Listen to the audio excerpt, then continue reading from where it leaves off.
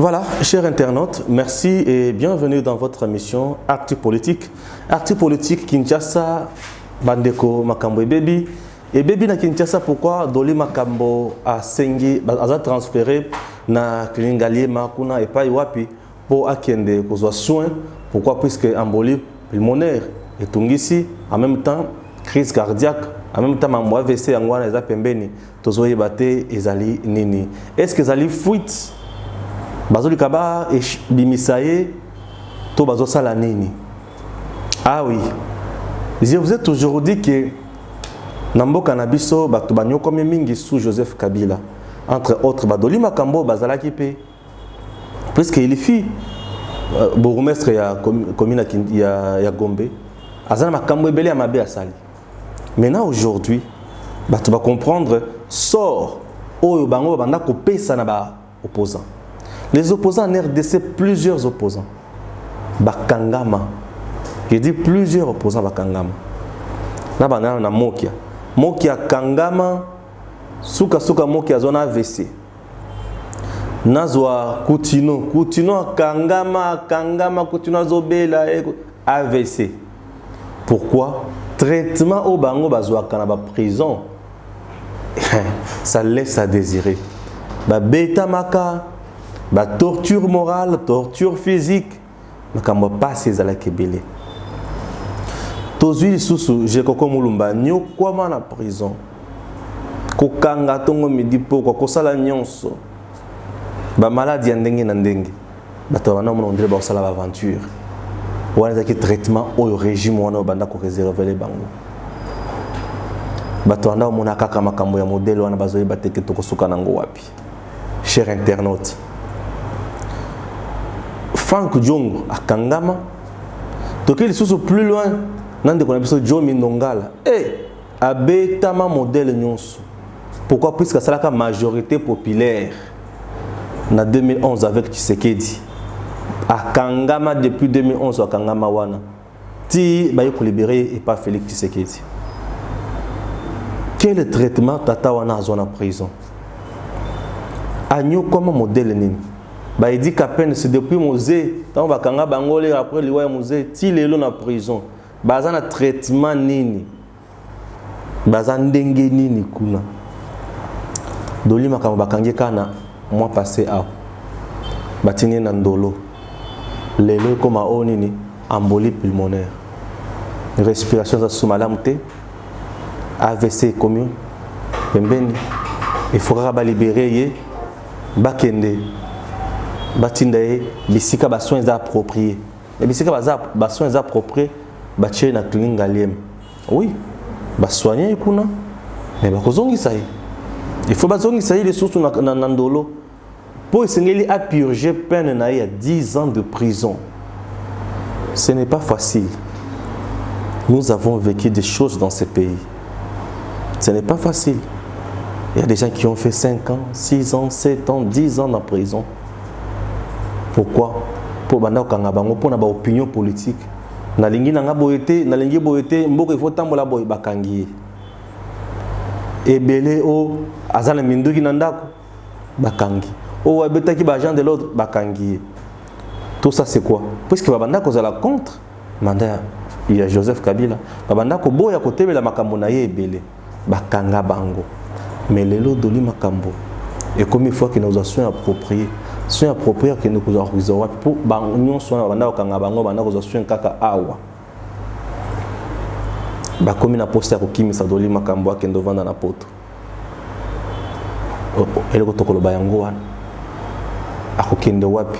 Soki doli makambo kimi babi misi bakimamimi esika mususu. Eza na complicité ya nani? Sika somana Joseph Kabila asondole mwana na été, ayisi Félix mwana mai, liberele nga petit wana akena poto.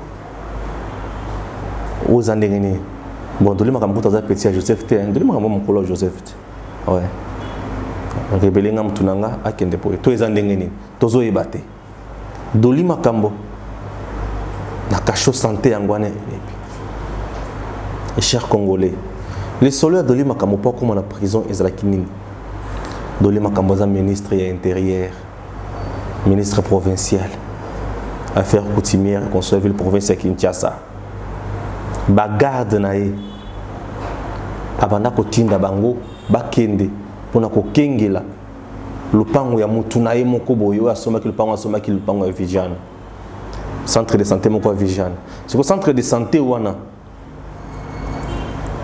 tango batwana bazokende kotonga batunaye bato ya mutu naye bazokende kotonga kuna ba infirmier bato misala ya centre wana banda ko telemela bango ba hotelemela bango ko simba te ko tonga wate ko simba te consort. Maintenant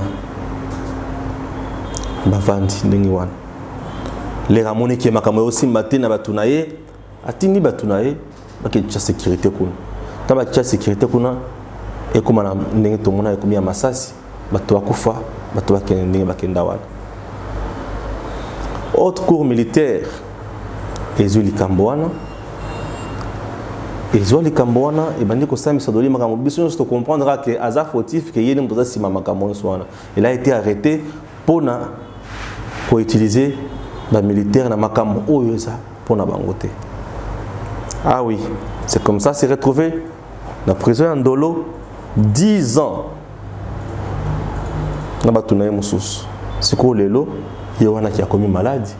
Pe mazazi sukuna malamu te batinde na eklinga lema.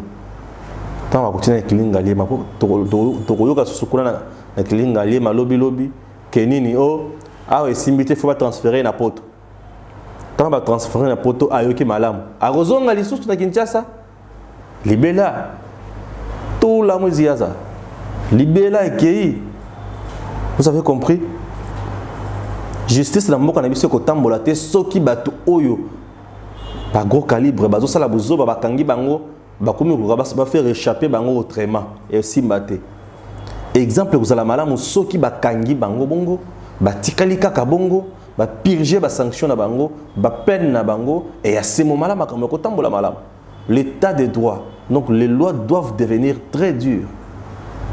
Pour appliquer comme il se doit. Notre souci est d'avoir une société noble, société où il y a ba valeur rebelle. Pour société où il y a ba valeur rebelle, mutako banga loko à l'état. Mutako banga loko moninga nae toko longwa na jungle toko sala batu moko na état moderne oye pai wapi mibeko ezali ko konza soki bato makasi ndi mutu ali ko konza mboka eza mabe mais soki mibeko ya makasi ndi mutu ali ko konza mboka eza malamu mboka ekokende liboso ekotombwa makambo ya kitoko ekozala na mboka pe makambo nyonso ekozala kitoko po pamba te ekozala pasi ko condamner ne ba condamner doli makambo bato ebele ba sepela. Pourquoi? Puisque bakonzi na mboka na biso ba nyokoli population na makambo wana mingi. Yoko simba général wapi. Ezaka muke ba bengi aya beti. Ba ye bakangi ba général bakonzi ba tebele ba makala. Ba prison ba cacho avant d'awana mutoko biso pe azate. Mutoko lobela ye pe azate puisque yesu ki azawana bakonzi moko likolo muto ba cheye wana. Bazo banga ye. Et c'était ça. Et avec ça, le pays ne peut pas avancer. Personne, je dis personne n'a le droit. Il y a aussi sabo moya mutu na mokili.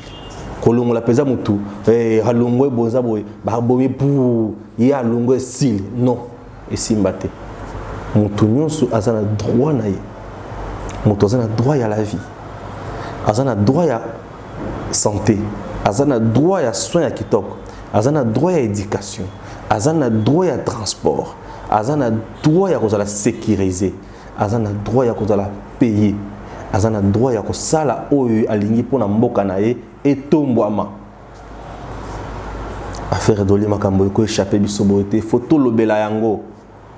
Puisque ces messieurs là a sali ba vie rebelle selon makambo tozo kana terrain pe tozo monde. L'église catholique aujourd'hui le sait. Quand il fit encore bourgmestre na commune ya Gombe. Akenda wana longola ba banderole ba kaliko nyonso pourquoi puisque bakomaki nous voulons les élections, nous ne voulons pas la révision de la constitution. Pourquoi vous savez bon, les gens ne pouvaient plus s'exprimer librement. Mais quelqu'un de pareil et que s'y battait. D'un côté là été to banda ko ba que ceux qui sont innocents batika moto bato sala musala na ye. Mais le cours militaire et le bi qui est innocent, il faut bakangaye bakangiye bachi na ndolo te avant d'akuna à subir mibeko ndenge zalaka. À subir mibeko. Pour prétexte ya maladie wana ezobangisa. Moïse Katumbi akenda awa o ake pour na maladie. Na poto avanda na eti 3 ans lelo azongi. Maladie wana mata ekita to tikala koyoka yango lisusu te. Yepe comme le maladie. Embolie pulmonaire. Et bandika siko. To bandaka la eza maladie ya sufraka. Pour te dire que ça maladie embolie wana nde mutu eboma fait Etienne Tshisekedi. Mais na âge ni. Na âge wana mais oya doli oyo te. Ba crise cardiaque, oui. Ba maladie ya crise cardiaque. Et utaka wapi? Si utaka na so ba tension imati mingi, to tension so ki mati mingi. Nde misisa eko katana eko vimba tout est console sur ba maniko pesa ye matungulu ko yoka bien. Allez aïe. Ba ko ko pesa kisi attention kaka na kasho wana. Ba ko soigner kaka wana. Klinga le matoyibi ki sécurité ko za la malamu. Pour ça na biso eza coterie za la wana te. Pour ce qui est coterie et sali makamwana et comme makamo politique ba longola ba zongi sabo été wana eza kitoko te. On est sur l'acceptation qui est bassesse. Tous les gens ont la démocratie, tous les la république, tous la république, tous la poussé à ma anglaise à la tête, tous la poussé à intolérance ou à la tête, tous la poussé à tolérance ou à ma base à la tête. Ah ouais, tout de suite le bi ya mabe za ya mabe ya malamu za ya malamu ya mabe il faut tout landa ya malamu et ya mabe il faut tout longola. Il y a malamu il faut tout landa.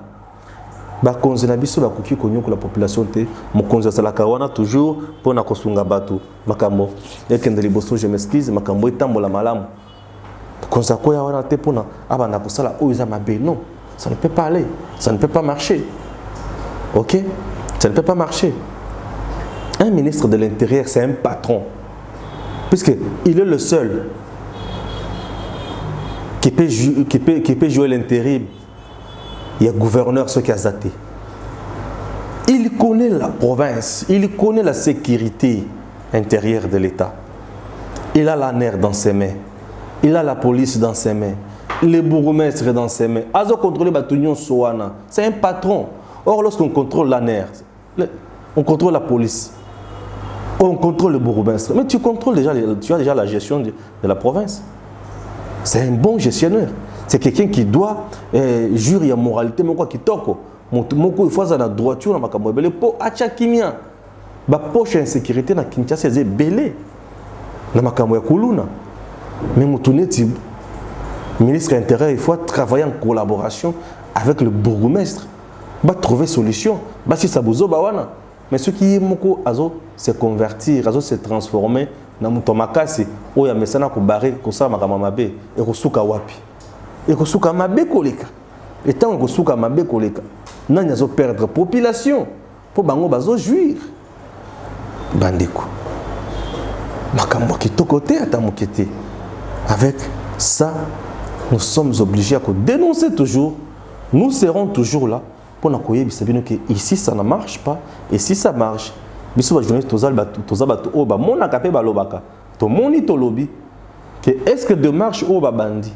Et comme mabiso na point ko kimisa été et comme mabiso na point ya ko administrer ko ce qui administrer bato ko kimisa été ya kende ce qui ya koma mutu mususu pour ba ko sala boy pa ba akena poto pe avant des cils bon ba retourna yo ben ko zala na poto na ko vana na cacho préféré de ana ke no vana na poto ki avana na poto ba mbongo azangi il a l'argent oui il a l'argent. Il a l'argent. Alors, il a le droit à la santé. Santé, il faut que tu aies détenu, il a le droit à la santé, c'est bien. Va soigner. Mais est-ce que le prétexte c'était pour nous kimisa? Pour ceux qui ont prétexte c'est pour nous kimisa, on a tout nyati mibeko. Mibeko komi ya pamba. Là, tu cracher sur lui. Il y a un déco, il y a un qui est vigilant. On ne peut pas cracher sur la mort de quelqu'un. Non. On ne peut pas cracher sur la mort. Il y a beaucoup d'organisations sur le plan international où Salema, pour protéger la vie à Moutou. Pourquoi? Puisque Dieu reste catégorique dans ma. C'est un péché très grave. Et on ne peut pas accepter ça.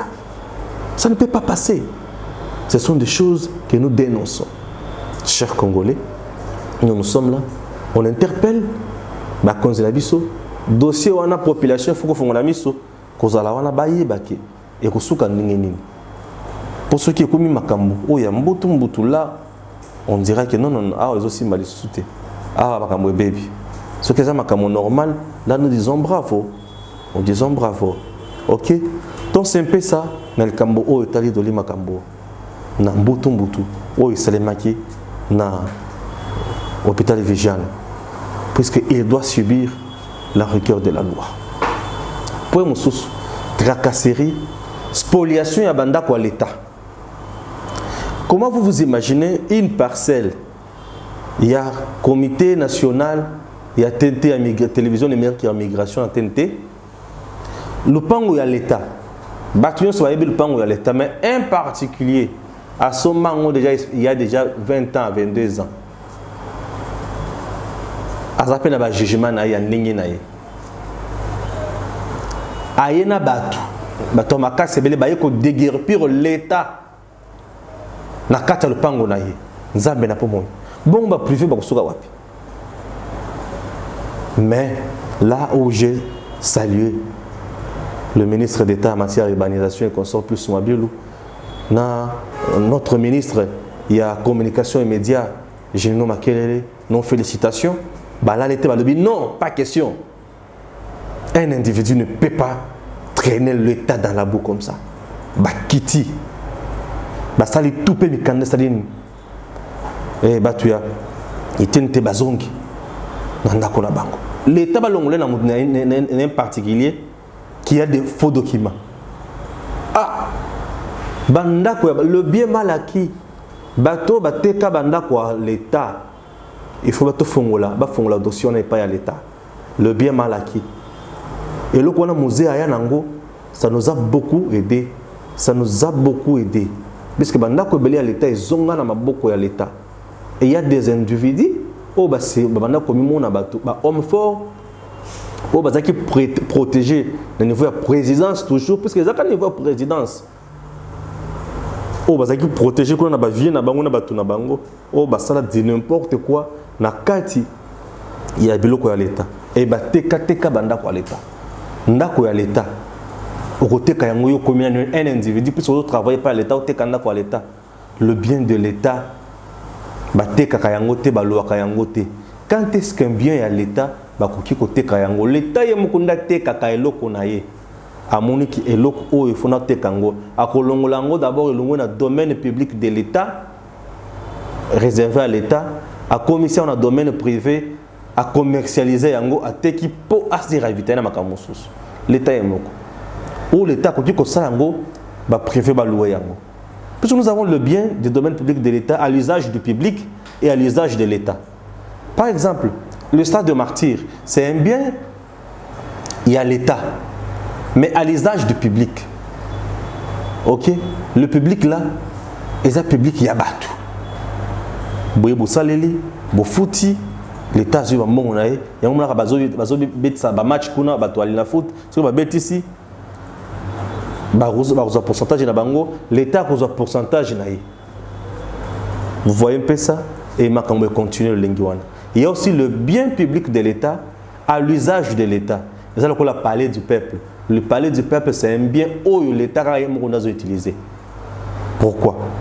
Les députés nationaux sont là. Les sénateurs sont là. Kaka ba service à l'État n'est pas salé. Et yo ko kiko kende wanate on a ko sala makambo tungulu ko simbate. Mais il y a des individus au bas se payer le luxe, il y a ko teka biloko à l'État na batu mususu. Et ba lepe mbongo ba kei. Tous ces gens-là doivent être poursuivis par la loi. La loi doit poursuivre tous ces malfaiteurs-là. Ce sont des criminels. On doit les poursuivre ko kanga bango. Kotinda bango ba teka biloko na bango mususu pour pas foutre mbongo ya mpako ya l'État, pour pas foutre mbongo ya mande ya l'État, pour pas mbatter impunité qu'on continue toujours. Et tant impunité qu'on continue, pas c'est cause à la makasi. Beaucoup de terrains à l'État. Et t'es comment?